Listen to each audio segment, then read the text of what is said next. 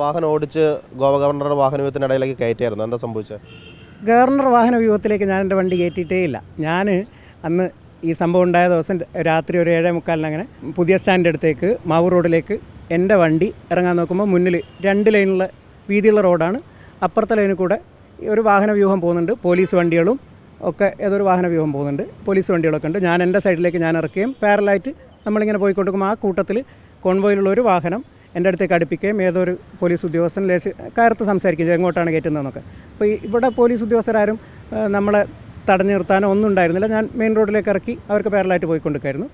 അപ്പോൾ ഈ കോൺവോയ് കുറച്ച് മുന്നിലേക്ക് പോയതിന് ശേഷം അടുത്ത ലെഫ്റ്റിലേക്കുള്ള റോഡിൽ കയറിയിട്ട് അവർ പോവുകയാണ് ചെയ്തത്. അപ്പോൾ ഈ വാഹനത്തിലുള്ള ആൾ പറഞ്ഞതിനനുസരിച്ച് അവിടെ ഉണ്ടായിരുന്ന ഒരു ട്രാഫിക് SI ഉണ്ടായിരുന്നു. മൂപ്പർ എൻ്റെ വണ്ടി കൈ കാണിച്ച് അവിടെ നിർത്തുകയും ഞാൻ മൂപ്പരോട് സംസാരിക്കുകയും ചെയ്തു. ശ്രീകുമാർ എന്ന് പറയുന്ന ഒരു ട്രാഫിക് SI ഉണ്ടായിരുന്നു. അപ്പോൾ മൂപ്പരോട് സംസാരിച്ച് മൂപ്പർ ഞാൻ ഡീറ്റെയിൽസൊക്കെ നോട്ട് ചെയ്തതിന് ശേഷം പിന്നെ മൂപ്പർ പറഞ്ഞു എനിക്ക് ഇപ്പം പോകാൻ പറ്റില്ല, അവരവിടെ നിന്ന് വിളിക്കുന്നുണ്ട് എന്നൊക്കെ പറഞ്ഞ് എന്നെ അവിടെ തടഞ്ഞു നിർത്തി. അതിന് ശേഷം എന്ത് ചെയ്യുമെന്ന് പറഞ്ഞാൽ ACP ഫറൂഖ് ACP ആയിട്ടുള്ള സാജു കെ എബ്രഹാം പോലീസ് ഉദ്യോഗസ്ഥൻ്റെ നേതൃത്വത്തിൽ പോലീസുകാരെത്തുകയും പിന്നെ കുറച്ച് മോശമായിട്ട് സംസാരിക്കാൻ തുടങ്ങി. ഒരു എടാപോടാ വിളിയൊക്കെ തുടങ്ങി. അപ്പോൾ ഞാൻ പറഞ്ഞു അങ്ങനെ മോശമായിട്ട് സംസാരിക്കേണ്ട കാര്യമില്ല എന്ന് പറഞ്ഞപ്പോൾ പിന്നെ ഇയാൾ നീ ആരാടാ എന്നോട് ചോദിച്ചു, ഈ സാജു കെ എബ്രഹാം എന്നുള്ള ACP. അപ്പോൾ ഞാൻ വളരെ രൂക്ഷമായിട്ട് അതിന് പ്രതികരിക്കുകയും ചെയ്തു. അപ്പോൾ പോലീസുകാർ വണ്ടി എടുക്കണം, പിന്നെ വണ്ടി എടുത്ത് ഇവനെ തൂക്കി സ്റ്റേഷനിൽ കൊണ്ടുപോകണമെന്ന് പറഞ്ഞു.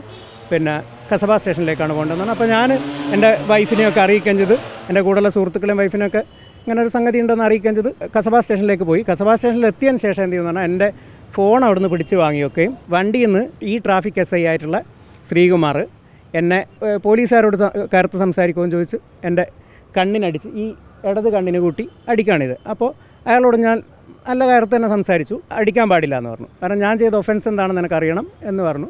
പക്ഷേ ഒരു മര്യാദയില്ലാണ്ടാണ് ഇയാൾ മാത്രം ഈ 2 പേര് മാത്രമാണ് ഇങ്ങനെ പെരുമാറിയത്. വേറെ പോലീസുകാരൊന്നും എന്നോട് അങ്ങനെ മോശമായിട്ട് പെരുമാറിയിട്ടില്ല. അപ്പോൾ കസബ സ്റ്റേഷനിലെത്തി. കസബ സ്റ്റേഷൻ്റെ ഉള്ളിൽ നിന്ന് കുറച്ച് കഴിഞ്ഞതിന് ശേഷം നടക്കാവ് സ്റ്റേഷനിലേക്ക് പോകണമെന്നാണ്. അപ്പോൾ ഞാൻ പറഞ്ഞു നടക്കാവ് സ്റ്റേഷനിലേക്ക് ഞാൻ വരില്ല, കസബ സ്റ്റേഷനിലേക്ക് വരണം എന്ന് പറഞ്ഞിട്ടാണ് ഇങ്ങോട്ട് വന്നത്. എന്നെ മർദ്ദിച്ചിട്ടുണ്ട്, ACP തെറി വിളിച്ചിട്ടുണ്ട്. ഇതുങ്ങളെങ്ങനെയാണ് ഒരു സാധാരണ മനുഷ്യർ എങ്ങനെയാണ് ഇങ്ങനെയാണോ കൈകാര്യം ചെയ്യുക? ഞാൻ വരില്ല, പിന്നെ നടക്കാവ് സ്റ്റേഷനിലേക്ക് ഞാൻ വരില്ല എന്ന് തന്നെ ഉറപ്പിച്ച് പറഞ്ഞു. ഞാൻ ആ സ്റ്റേഷൻ്റെ മുന്നിൽ അവിടെ ഇരുന്നു.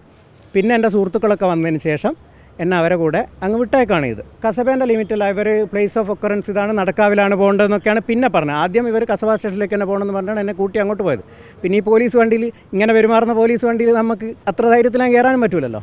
അപ്പോൾ ഞാൻ വരില്ല എന്ന് തന്നെ ഉറപ്പിച്ച് പറഞ്ഞ് അപ്പോൾ അവിടെ എത്തിയിട്ട് തീരുമാനിക്കാമെന്നൊക്കെ പറഞ്ഞാൽ എൻ്റെ ഫോണും തന്നില്ല. എന്നെ ഇൻഫോം ചെയ്യണമല്ലോ. എൻ്റെ വൈഫ് ഇങ്ങോട്ട് വരുന്നുണ്ട്, സുഹൃത്തുക്കൾ അങ്ങോട്ട് വരുന്നുണ്ട്, അവർ ഇൻഫോം ചെയ്യണമല്ലോ. അതിനും സമ്മതിച്ചില്ല. ഞാൻ അവിടെ തന്നെ ഇരുന്നു. ഇവർ വന്നതിന് ശേഷം എന്നെ ഒഴിവാക്കുകയും വിട്ടു, പോയിക്കോന്ന് പറഞ്ഞ് വിടുകയും ചെയ്തു. വന്നതിന് ശേഷം എന്നോട് അകത്ത് കയറിയിരിക്കാനൊക്കെ പറഞ്ഞു. അതുവരെ അവരുടെ സമീപനം അങ്ങനെയല്ലായിരുന്നു.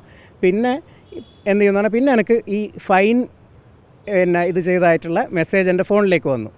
എൻ്റെ ട്രാഫിക് ഒഫൻസ് എന്ന് പറയുന്നത് എൻ്റെ വിശ്വാസത്തിൽ എൻ്റെ ഭാഗത്തുനിന്ന് ഉണ്ടായില്ല.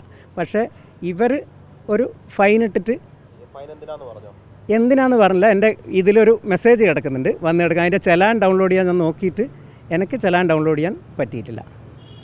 1000 രൂപ ഫൈൻ അടച്ചിട്ടുണ്ട്. 1000 രൂപ ഫൈൻ അടച്ചായിട്ടുണ്ട്. ഇതിൽ ഫോണിൽ മെസ്സേജ്. നിങ്ങൾ പൈസ കൊടുത്തോ?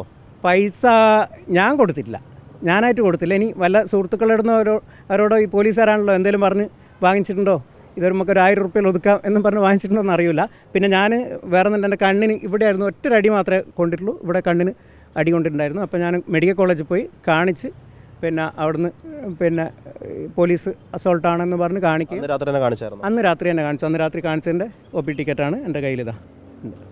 പിന്നെ പോലീസ് വിളിക്കുകയൊന്നും ചെയ്തായിരുന്നു? പിന്നെ പോലീസ് വിളിച്ചിട്ടൊന്നുമില്ല, ഒന്നുമില്ല. കേസെടുക്കണം എന്നാണ് പറയുന്നത് BJP ഒക്കെ. നിങ്ങൾക്കെതിരെ കേസെടുക്കണം? ഓർക്ക് എന്തെങ്കിലും കിട്ടാൻ ഇങ്ങനെ കളിക്കുന്നല്ലേ, അത്ര തന്നെ. നിങ്ങൾ വാഹന വ്യൂഹത്തിലേക്ക് കാർ കയറ്റിയിട്ടില്ല? വാഹന വ്യൂഹത്തിലേക്ക് കാർ കയറ്റിയിട്ടേ ഇവർക്ക് CCTV പരിശോധിക്കാമല്ലോ. മാവൂർ റോഡിലാണ് CCTV പരിശോധിക്കാം.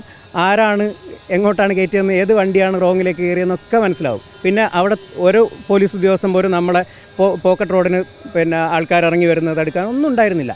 സാധാരണ VIP പോകുമ്പോൾ അങ്ങനെയൊക്കെ കാണാറുണ്ട്, അങ്ങനെയൊന്നും ഉണ്ടായിരുന്നില്ല. നമ്മൾ പാരലായിട്ട് പോയിക്കൊണ്ടിരിക്കായിരുന്നു. ഞാനും അധികം വണ്ടികളൊന്നും ഉണ്ടായിരുന്നില്ല. ഈ ലൈനിൽ ലെഫ്റ്റിൽ ഞാനും റൈറ്റ് സൈഡിൽ അവരുടെ വാഹന വ്യൂഹമൊക്കെ വേറെ വണ്ടികളൊക്കെ പോയിക്കൊണ്ടിരിക്കായിരുന്നു. ആ ലൈനിലേക്ക് കയറിയിട്ടേ ഇല്ല. എന്നെ ക്രോസ് ചെയ്ത് മുന്നിൽ കൂടി ഇവരങ്ങ് പോവുകയാണ് ഇത്.